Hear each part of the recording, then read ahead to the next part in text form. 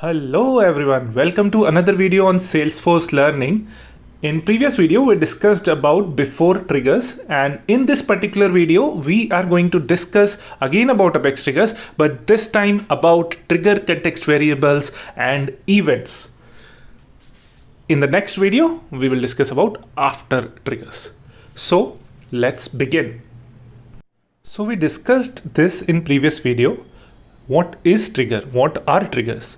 Triggers are any processes that are initiated on performing any DML operation like insert, update, delete, undelete. Now what is a DML operation? DML stands for database manipulation language. So any operation which does any change to the data of the database is known as DML operation. Again, like insert, update, delete, undelete. Trigger is a code that is initiated on performing any such DML operation. Okay, this definition was very clear in previous video as well, but what are events? So the operations which we are talking about are nothing but the events.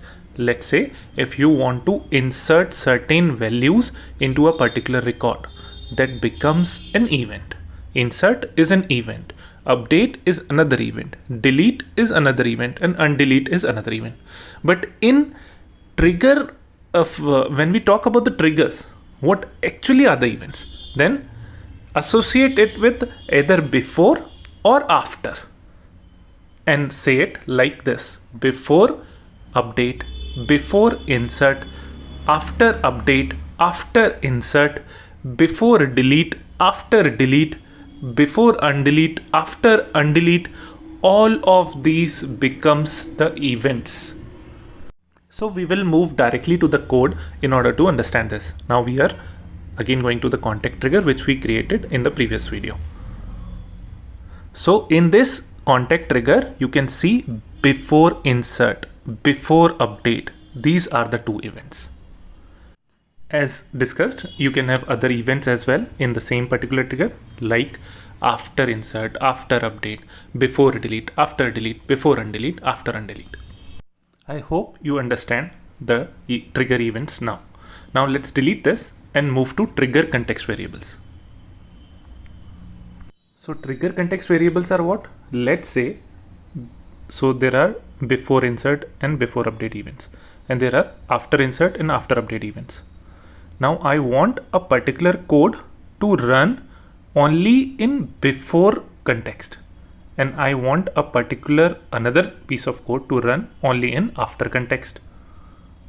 Then I'll make use of what is known as is before variable of trigger class and is after variable of trigger class.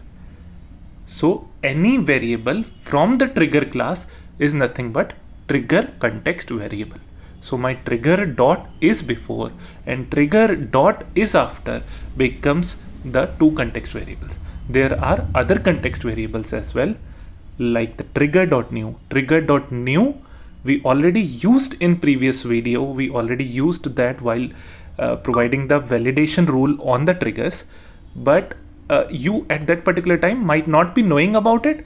In this particular video, we now know that Trigger.new is also a trigger context variable. Now, what is the significance of Trigger.new? So Trigger.new will store the new set of values. Over here, we are moving the status value from in progress to completed. Trigger.old will contain in progress, Trigger.new will contain completed. Both are returning a list to us. A old set of values and a new set of values in the form of list are Trigger.old and Trigger.new respectively. But what if you want to return the same old set of values and new set of values in the form of map? Then are two different another context variables known as Trigger.old map and Trigger.new map. We will look into the usages of them a bit later, maybe in next video, but as of now, you might have understood a very simple and clear definition of trigger context variable, that whatever variables we are using of the trigger class are known as the trigger context variables. So trigger dot is before is one context variable, trigger dot is after is another context variable. Trigger dot is undelete is another context variable which runs when you restore the records from the recycle bin. Apart from these, there is trigger dot size. Trigger dot size gives me the number of records that are being processed by a particular trigger for a particular S object. So let's say if in this particular contact trigger only I write trigger dot size, then it will return me 1 when I am just editing a particular record. But what if I am loading 10 records at a single time? Then the trigger dot size will have 10 as the value. You understood?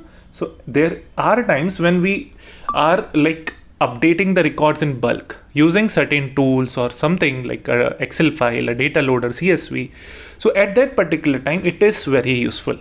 So we will get to know from trigger.size very well, from size variable of trigger class, from trigger.size context variable, that the size of the number of records that this particular trigger is processing is this much.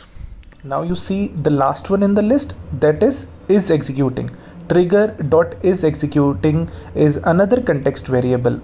So it helps us know whether the context is that of a trigger or not. So trigger.isExecuting will return me true if it is being used inside a trigger, and it will return me false if it is being used in batch class or any other Apex class or any other context.